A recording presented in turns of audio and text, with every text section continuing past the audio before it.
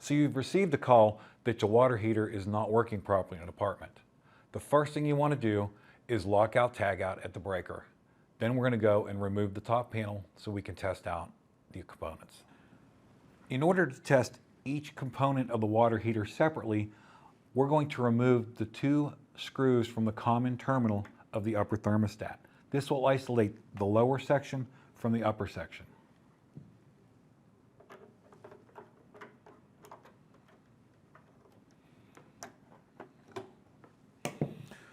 We can now test the continuity and ohms reading from our in power to our upper thermostat. Now we can take our probes and start from line in to the screw that feeds the upper element.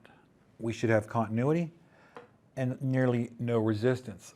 We go to the other side of the screw and now we are reading just the upper element in the thermostat. In order to test the lower thermostat element, we're going to put our probe on the wire feeding the thermostat, which leads from the upper thermostat directly down to the lower thermostat. We can then put our probe on the other side of the element and we are reading both the element and the thermostat.